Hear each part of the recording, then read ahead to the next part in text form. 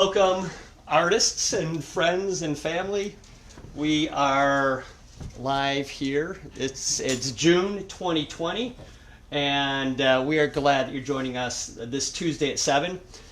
Last week, if you tuned in, you saw that I shared some of the experience that I had with Jeanne James and some of the teachings that he had provided me, and I was passing them forward through last Tuesday at 7, and there were a number of people who remembered Brian, who were touched by the knowledge that he passed along, and also I think was inspired by what he provided and how that can affect our lives. But if you remember and have been to Tuesday at 7 before, what we do is anybody who shares it along to a friend or to a group or to their friends list, we put their name in a drawing and we draw out something for them. So we're gonna actually Tuesday at 7 cards here. I'll pull these up for a moment, but we're gonna draw the winner from last week. This is a art pour. It's actually very random, but it kind of has a tree-like feel. But this is So this is artwork that I did with the Artist Way and Deb Sherrill a few years ago, and I figured I was going to pass this on to whoever's name we draw this week. And so I'm going to just have you reach in and grab one sheet of paper there. That one. Perfect. And the winner is Leslie James. Oh. Leslie James, congratulations! Yeah, do you know Leslie James? No. She is a broker who also worked with Brian, and so when she shared this along, she had shared some memories too. So Leslie, congratulations! We'll get this artwork to you, and for those who share this week, there's also going to be a giveaway, right? Yeah. And this could be original artwork from Jeanne. Do you want to share that real quick? Sure. It's in the protective mode right now, but... What is this? I think it was just colors that we threw on the page and made an interesting kind of collage. So it is already matted and ready to go. So if you share this week again, if you press that share button on your phone, you could share it out to a single friend, you could share it out to a group, you could share it to your friends list, whatever your preference is. But if you share, next week we're going to draw and send out this original piece of artwork. But I always ask a question that is unexpected, and hopefully it's inspires thought and such. But the question that I have for you is, if you had to give up one of your 5 senses, which one would it be? And you could talk us through it. I mean, you could say, well, it can't be smell because I like flowers. Or if you had to give up one. Well, that's a terrible question. I like to be able to hear the birds and everything out there, and music. I know you can feel music, but I like to hear it. Sight, I need my eyesight. I just am amazed every day when I see all the colors and the shapes and everything outside, and it's amazing. Sense of smell, you could probably live without smell, but I don't know. That's also a danger or a danger warning. So that is a tough question. I don't know. I would hope I never have to live without any. Without any of them. Yeah. Well, that makes sense. So Jeanne is related to Brian James. They have wife of Brian, and so we share a lot of similarities, and we thank you for sharing Brian with us. But this week we wanted to talk about what it is that you do, and it's you're a textile artist, and what's the best way to describe kind of the medium that you spend your time? I would say textile artist is probably the best description, but there are other things that kind of mesh in with textiles. Weaving you can do with anything. You can paper, wire. Oh gosh, I've seen people weave with glass and all kinds of things. So it's just, I guess, a way to make something that's cohesive. So, but mostly fabrics, textiles. I love the feel of textiles. I love the texture. I like the way they look. It's just I like them. Yeah. Every time that we go to buy clothes, and my wife is along with me, she touches everything. Good for her. And I don't, and I'm like, she's like, oh, feel this, and it's something that I should probably awaken, because I think the touch of a fabric and such is an important thing. But take us back to early years, whatever that is. And some people go, I knew that when I was 4 or 5 years old that creativity was going to be a language that I'd speak. But some people, it's grade school years or middle school or high school years. Take us back to those early years when you were first experiencing that creative voice, and tell us about that. Okay, well, as a child, my mother always told me I had a vivid imagination, because I'd say, oh, I think there's something in my room. You have a vivid imagination. Oh, I thought I saw it. You have a vivid imagination. And so that was back then, but I was always a very quiet kid, very shy. Back then, I could not sit here with you and talk with you one-on-one. And so I read a lot, which was great. I would spend hours at the library reading. And also on Saturday mornings, my mother would take me down to the Cleveland Museum of Art, and they had a little cupboard on the side. It was right by the atrium where they had the organ and all that stuff. It was really cool. And you could go in there and you could pull out an easel and a little bench, and you brought your paper and your whatever you're going to draw with. And I would walk through the museum and sit on the benches and draw. And all by myself, but it was good. So I guess I had an appreciation for good pieces of art back then. And I've been drawing since. I don't know how all of this fabric stuff started, but it just kind of evolved into that. Yeah. So. Grade school, high school, did you find yourself kind of traveling that arts pathway? Yeah, my best friends in high school were in art club, and we would draw and paint and do all kinds of stuff. I think I even made a quilt in high school as one of my projects. Why, I don't know. People thought it was strange because no one had ever done that before, but it was okay. I liked it. And then I think also when I was a little kid, and everybody says this, that, oh yeah, my mother got me one of those little baby sewing machines, and I sewed Barbie clothes. I did too. So that was good. But I started sewing when I was probably 18 or 19 years old, and it just kind of took off from there. So you went to high school where? Byzantine over in Parma. Okay. Yeah. And from Byzantine you went to where from there? Well, I went to Cleveland State for a year. Okay. And then I stopped because I left home and had to go to work. And so it was a while before I got back to college, but I finished. And you ended up at Kent, is that right? And was fashion and textiles your area of study? Fashion was not. Okay. But I learned a lot through teaching it. Mostly it was art, and I wanted to get a textile degree, but there is no textile degree.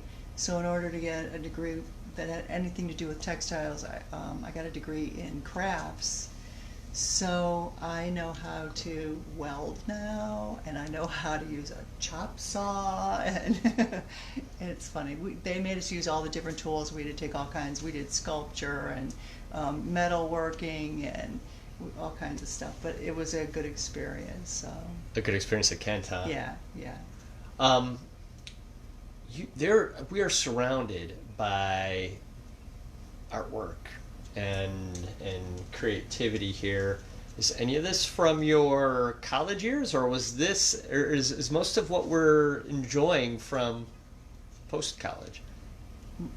I would say most of this is college. Yeah, most of it's college.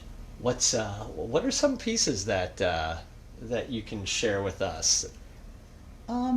Well, I took a lot of weaving classes. One of the hardest classes I took was the oh, now I can't think of the name of the loom. How'd you know? Thank you. Yes, jacquard loom. Thank you. So the jacquard loom class, because you have to use a program called Point Carré, and for every color you see there, you have to plot it out on a picture. So you put the picture into the computer, then you have to plot it out, and you have to assign every single shade of color a different number. So if you have all the light grays would be one color, all the dark grays are another color, all the blue. So it was very time consuming and sometimes very frustrating, but these, this one and that one over there were actually done at a mill because they were too complicated for even the really nice jacquard loom that we had at Kent. So we designed them, and then they went off to the mill, and then we got them back. So this is work that that's quite complex. Yeah. Right? Yeah. I think that sometimes I take for granted the complexity of some of the things that I witness. And we'll take a peek at this one as well. And some of these other pieces here. Do you want to share with us? Sure. A few of these pieces? Yeah. This one was the one that was. We might have to grab that down. Yeah, I can get it. This is the one that was on the website. Oh yeah. I did a whole grouping for. It was called the.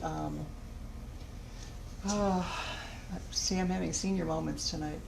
It was called the fathers, the grandfathers, memories of them. All of I don't have any uncles or aunts or anything left. So memories are like a fleeting kind of light thing that they float through your mind, and they're there, but because these people aren't there anymore, it's like a sheer memory. You've got it, but it's not solid anymore because the people aren't there. So this was my father. He was, I don't know if you guys could see that. So sheer. I'm going to walk around here. I'm going to peek at it, and so that's a sheer piece. I mean, it is see-through at if you'll be looking through the light. Oh yeah, we can see that well. He was a machinist, and he worked until he was in his 80s. He was that good at it. This was a picture of him on his 80th birthday. He's shaking his boss's hand, and they were giving him a birthday cake. So this was at work. He's in his work uniform. I always saw him in that work uniform. So I thought it was apropos to put his picture on a sheer shirt that looked like his work uniform shirt. And is like a fleeting memory is that fabric piece that and there's some metal here. Oh, this as was well. Yeah, this was. He always had a caliper, or because he was a machinist, he was always measuring things. So he always had a little ruler in his pocket. Always. I never saw him without that ruler in his pocket. So this was my father, and. Now, was that there at a show there at Kent State as well? Yeah, this was in the museum. Was it last year? I think it was. It was there for a year, and this was done actually. I digitized a pattern, put it into the computer, and then printed the fabric out, and then cut the pieces apart, and then sewed them all together. So, yeah, it was all done in pieces on the computer. Yeah, so yeah. pretty cool. Oh, that is amazing. Thank you. And then this one.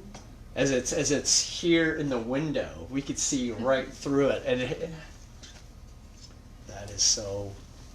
This one, my grandfather was a doctor, my other grandfather, one of them, on my mother's side. So I have a pair of glasses that he might have worn. He was a pretty well-known doctor back then, so I found a newspaper article about him, and I stuck it in the pocket, and I printed this out too. So this is a lab coat he may have worn, but again, worn. He's gone now too. I never knew this grandfather. That is, and it's sheer, and as you're looking at it through the window, it's completely see-through. But then I'll go get this. yeah, that's a great piece. And Sorry. as you guys are imagining where we're at, we're in Come through a inside. a room that's surrounded by artwork, and. This was my paternal grandfather. He was an upholsterer, and I don't know if you can see his face real well on there, but he came from Hungary and had to learn the language, and he became a citizen, and he was an awesome, awesome guy. And I wish I had known him better. He was gone when I was about 7, I think he died, but we loved to go there.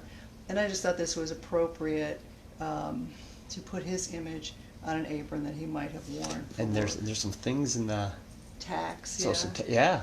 I mean, they make a little bit of noise. If it's not intentional, that's Yeah. the so- part that I enjoy. Oh, good. So that is my other grandfather. So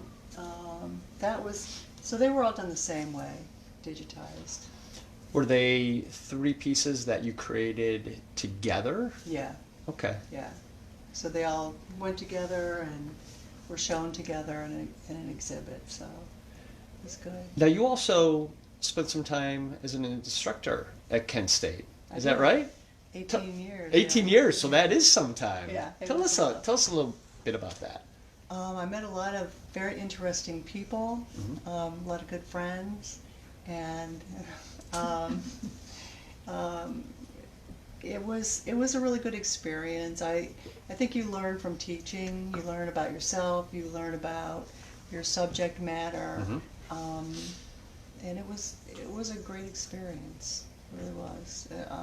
And I think the best part of it was when you always think, oh, the best part is, at the end when you're all done. The best part was when you'd talk to a student and they would get it. You could see the light go on, and you're like, you just lived for those moments. It was the best. And I'm still in contact with a bunch of them. So. Yeah. How important do you think it is to pass on the arts to newer creatives? Newer, not necessarily younger, but just folks, kind of that who are finding that language or awakening to different mediums. I think that that's really, really important.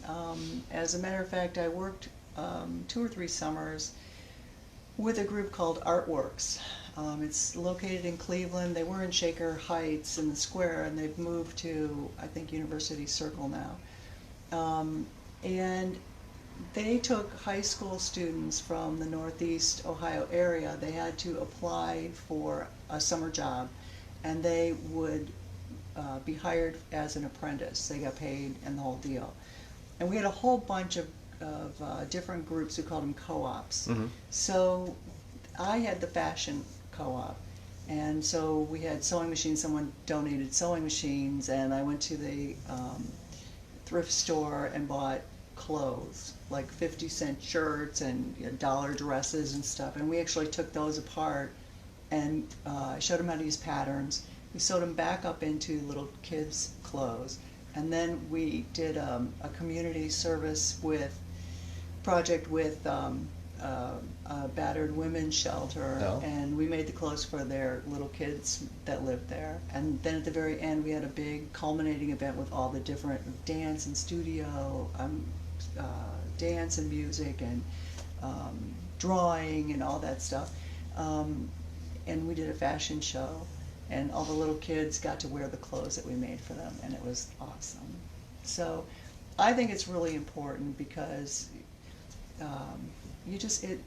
you open their minds to things that they might not have had an opportunity to do or to get to know or any of that.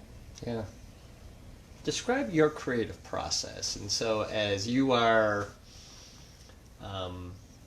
creating pieces for a show, or you just find out that you are inspired by something, what does that look like? I am so weird, Roger. I will go outside and I'll see a dandelion seed pod thing that everybody hates them because they put dandelions in your yard. And they could be like the most beautiful thing, and I'll take a picture of it because it's got a really cool texture to it. And the sun's hitting it just the right way, or the dew is on it. Anything that I see that inspires me, that I look at it and I say, I've never seen that way before. I'll take a picture of it. I have an idea book.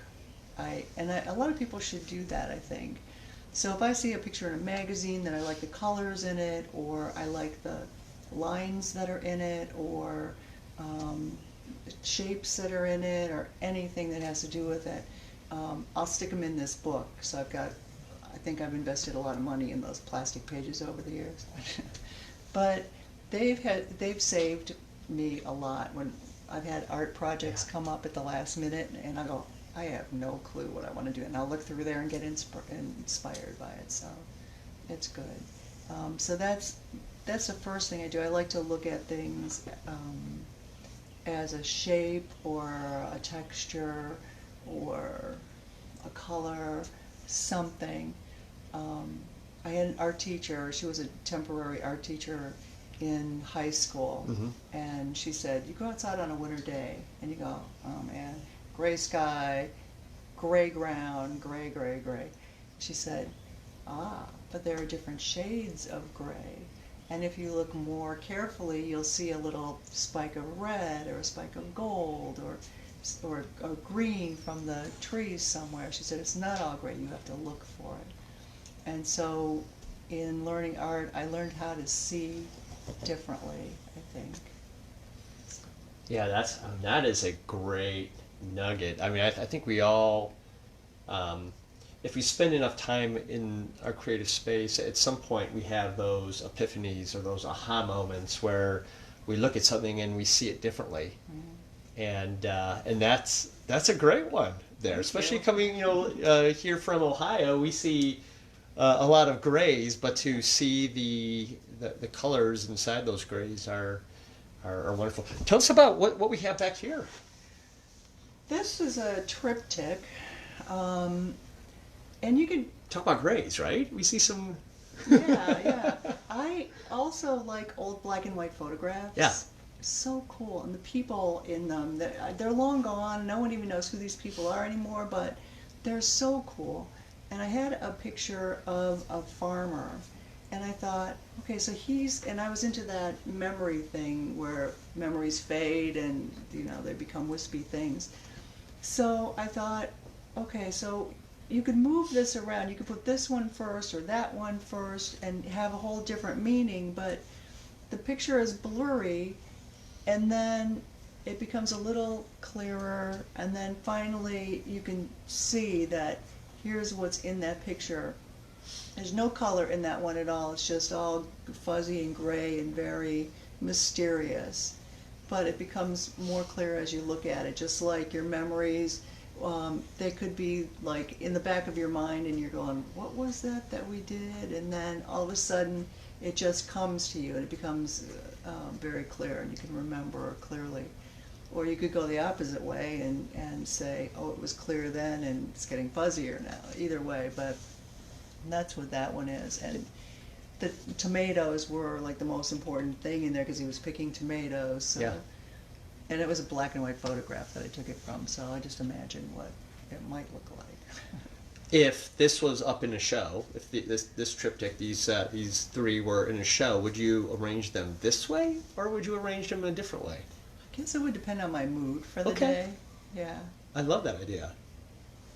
Yeah. Love it. So we're surrounded by some great stuff, and an unexpected medium is this metal that? This one is metal, yeah. I took a class where we poured metal, and everybody was doing regular, like, pans and hard pieces, and I thought, okay, so we're doing this, and I want to see what it will do. This is aluminum, which is the easiest to pour, by the way. Steel is, it was interesting to see the brightness of the metal when they did it. Yeah. I think it was steel that looked like looking at the sun. And you could not, I would be like way far across the room and the heat was, so I can't even imagine what those guys do in the steel mills. But this was the piece of fabric, not this particular one because you have to put it in clay and do all that stuff so it's ruined, but this piece of burlap was the inspiration for this. And where these big lumps are, that's where the holes would be in the burlap, but it filled in with metal, so I just thought that was kind of another cool texture, so I left it there. Yeah. So fabric could be anything. If you look around, there's fabric everywhere. It's in your car, it's in your garden with your garden fabric, it's the hose that you water your plants with, everything. Fabric is everywhere, textiles and fabric. So I thought, well, I'm going to try this and see what happens. Tell us a little bit about what we have here. Is this, and you were talking about that you do loom work? Yeah, I have as two. well? I have two looms. Yeah. Oh, okay. Yeah, I do. Do you find that when you're physically working at a loom that you do that in silence? Do you do that with music? Do you do that at certain times during the day, or do you just work? Music. You got to have music. Nice music. This one was actually there's metal in there, so I wove with metal wire. So this actually is sculptural, so you could do whatever you want with this. But and this was just an experiment, but like I said, people have woven with glass and plastic bags, and I have a weaving somewhere around here that I did with newspaper, and it's pretty cool. And then this one I did a weaving of my workspace, so there's scissors and yarn and a measuring tape and a pattern, I think, on here, and of course I've got my weaving stuff here. So that was that one. This was a tapestry, I believe. Tapestry, yeah. So for those folks who are watching, if you share, because not everybody joined us right off the beginning, so if you share, next week we'll draw a name, and if you share, your name will be put into the drawing, and you'll win a piece of original artwork from Jeanne as well. And we thank you guys for joining us this evening. We're going to go ahead and continue to see what you have here. But if you have a question, in a few minutes I'm going to walk around to the back of the camera and I'm going to scroll up and we'll see if there's any questions out there. Okay. And we'll let folks out there in Facebook Live world participate as well. Hi, everybody. There are different kinds of looms, so you can make a loom out of anything. Mm-hmm. You could take a branch from a tree and you can just run rope or yarn back and forth and wrap it around the tree, and you can weave on that. You could anything you can make a loom out of. I've made them out of those stretcher frames. You just put some brads in it, and then I've woven on those. Oh. This one was done on a Dobby loom. And so this is a waffle weave, and it's got some dimension to it. It's really thick. It's been in a box for a while, so it's a little bit flattened, but it is. You know what? I'm gonna bring my camera up here close because that. I'm just trying to fluff it up. Yeah. But yeah, it's got some dimension to it. It's pretty thick. These are like honeycombs. Somebody asked me. Amazing. I'm sorry. Yeah, that's. Yeah, it's on both sides. Yeah, we have a really good picture here of that texture. That light coming through is amazing. It's pretty cool. Yeah. There was a lady that after I made that, she said, "Can I have that?" And I No. I like this one. We did all kinds of experimental things. This was on the jacquard loom. Mm-hmm. We experimented with wool and cotton mixtures. So it also depends on the fiber content of the yarns that you use. They have different properties and they'll do different things. So where it's all really soft looking, that's wool, and where it's popping up, that's cotton. So we shrank the wool because wool shrinks. Yeah. And so it caused the cotton to pop. And this is what the original one looked like. Oh. So if I threw this in the washing machine, it would come out like this. Wow. So textiles are like amazing things. They have a life of their own. They're just amazing. Yeah. These two, this was done on one of those picture frame looms. This actually I did a painting of, and so I made a weaving of the painting. And I think I have the painting here. Oh yeah, we'd love to see that.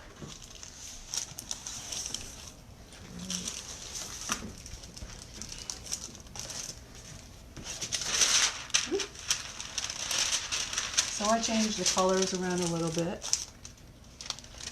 but Oh yeah. and did the textures a little bit differently. But this is the weaving of the painting. Was that your planning process? Is to paint it and then to create the fabric piece? No, I painted a while ago, and then I decided that I liked the pattern on it, and so I wove it. And this has, because this is more of a tapestry, well, actually is a tapestry, the colors don't run all the way across. They stop at these lines, and you can see on the back they stop, so that's a tapestry. If it went all the way across, it would have to be a jacquard or something like that, but so it's got slits in it, and you can do all kinds of, there's little knots, Georg's knots, and all kinds of cool things in it, so you can do extra texturing things with it. And this one, where is that one? They all look a little... Oh, so we have another painting and inspired artwork. Yeah, This so one. here... Oh yeah. And So it's beautiful here's- in that sunlight that's coming through that window, by the way. Thank you. So this was inspired by the painting that I also did a while back. And So this is the painting here. yeah, that's the painting. And then I just changed it up a little bit, added some texture with knots and things like that. And different colors. And this is also a tapestry. I think this one was done on a loom though. So you have to, on a floor loom, you just have to be careful counting and moving it. But it was fun. It was fun. I imagine. It was fun. Do you want to, since I'm holding the camera, you want to talk about this large piece here? But before we do that, I love these pieces here that are, Okay. to see through them is just wonderful. So we'll do a zip here and, Memories. yeah. All right. I'm gonna unplug here. Oh, I'll unplug. I got a microphone here. Perfect. Okay. Are you good? Yeah. All right. So my brother loves, he's learning disabled, and he loves movies. and he loves all the 007 movies and all of that stuff. So I found out that we could go to the Mansfield prison down in Mansfield, Ohio, and take a tour of it. And they have made many movies down there. Shawshank Redemption was one of them, but that's not one of the movies that he saw. There were a bunch of other action movies they did down there. So we're walking around, and I don't know if you could see this, but it's such a desolate place. It is, I don't know if I'm getting reflection. Oh yeah. Good. Oh, that's perfect. Yeah. We walked into this one doorway, and there are prison cells, like, as far as the eye can see, stacked one row on top of the other, and all this peeling paint, and it was just so, like, oh, so horrible. I thought, how could you live like this? Yeah.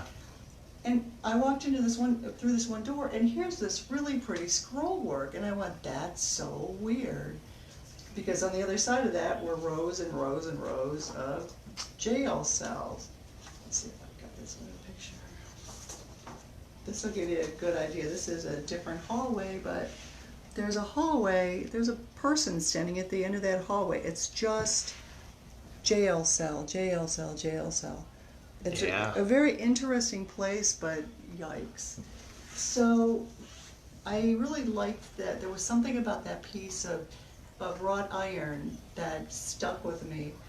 So I did this weaving where I turned that around. So here's that piece of wrought iron, and here's actually the jail cell bars, but I turned it so that it looks like a gateway to somewhere. And if you look at the very end over here, there's a little spot of light with some figures in the light. So, and I chose these colors because it made it more etherical, so that you could look at that and think, okay, so I'm back here behind this gate. What is on the other side of that gate? And so I took something that was from a hopeless place and gave it a feeling of hope. Yeah. So. And this is a large piece. Is this your largest? Yeah. How big is this? I mean, it's 5 feet by 5 feet. Wow. That is just amazing. Thank you. And if you haven't been to the Mansfield Reformatory, that's a great day tour. It really is. There's a lot of things to be inspired by, and not the least, which is just to walk into the place where Shawshank Redemption was shot, which is one of my favorite movies. Mine too. Yeah, phenomenal. Yeah, so I was trying to go for hopefulness rather than despair. Yeah. Well, I appreciate that. Is there anything else that there's a lot that we missed, but that you want to have another special look at?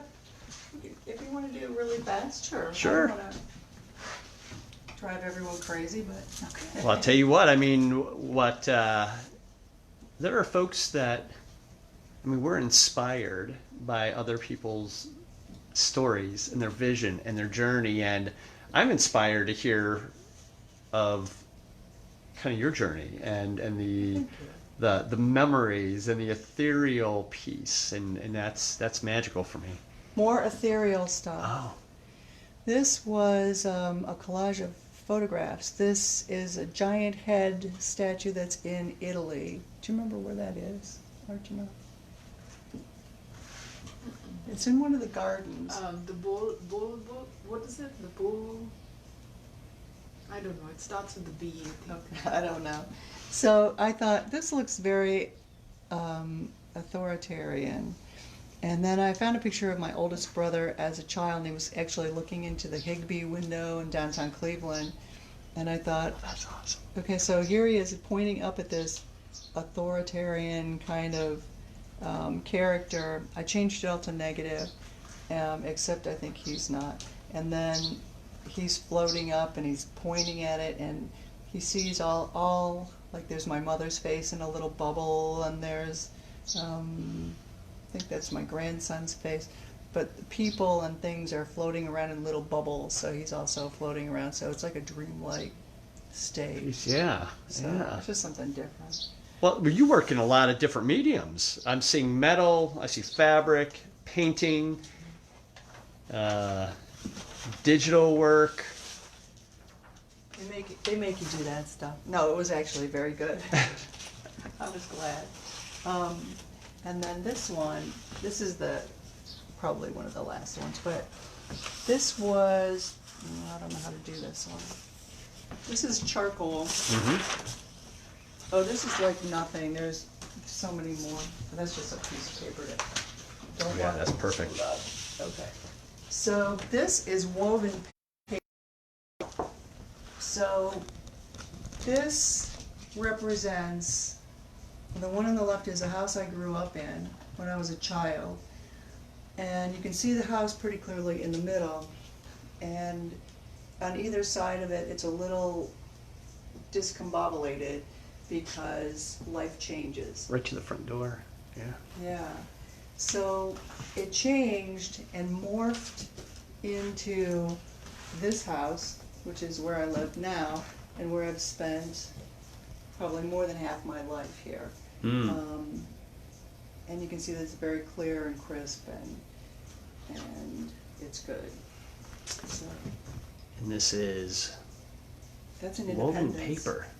Was it Independence? Yeah, there's a house Yeah. in Independence. I grew up in Independence as well, so there's another thing that we share. There you go. Wow. Well, this has been an amazing show and tell, and to hear some of those things that you've done and such. And you know what? Where I'm seeing Facebook Live, I'm having trouble seeing questions, and so I'm sure that there's probably some questions out there. But if you have any questions, go ahead and enter them, and we'll get back to those. But in the meantime, Jeanne, if you had to give a bit of advice Yes. to newer creatives, Yeah. what might that be? I would say find a medium that you like, but experiment first. Mm-hmm. Play around with everything, because you don't know what you're gonna like or not like. A lot of things happen by accident, I think, where you think you're gonna be doing one thing and then all of a sudden it turns into something else. As you guys all know from doing art, Yeah. you start out with one idea and then it like changes as you're working in it or with it. So don't be afraid to try things, don't be afraid to experiment. You don't know, just don't know what's gonna happen. Yeah. And it could be something really cool. I've had many happy accidents, so, where you think, oh no, it's ruined, but I always think that that's an opportunity for creativity when something doesn't go quite the right way. What does 2020 look like for you? 2020. 2020, is it? Are you going to dig into some new things? Are you finding? What are your thoughts on there? 2020. 2020. Well, Or 2021. I mean, just kind of as you're kind of looking for the next 12 months. Anything out of the ordinary? I have to say that I have found that I am a fabric hoarder, so I have to probably donate a lot of fabric just because once it gets too cluttered, it like clutters your head and it's hard to think straight. Yeah. And so I think once that's done, I am sticking more with the loom and the yarns and things like that, because you can paint pictures with yarn and the looms. You can create clothing with looms. You can do all kinds of really cool things. And it's very, I don't know, it's very relaxing. You get into a rhythm and you're listening to your music and you're in the rhythm, and it's really nice. That's Yeah. fantastic. Yeah. Well, thank you for sharing your journey, your stories. You've inspired us with some great advice and some inspiration, and seeing your work is inspiring as well. Thank you for sharing that. For those folks who share this, next week we'll do a drawing, and yeah, let's pull that up. Next week we'll do a drawing, and if your name is drawn, you'll get an original piece of artwork by Jeanne. and we'll get this out to you. It's ready for to be hung, really, framed and hung. Yeah. And for those of you who are inspired by this, we would hope that you would share some thoughts or some questions out on the Facebook Live, and we'll get back to those as well. But thank you, Jeanne. We appreciate you joining us today, and we look forward to staying in touch here. Thank you, Roger. I appreciate it. Thanks, everybody.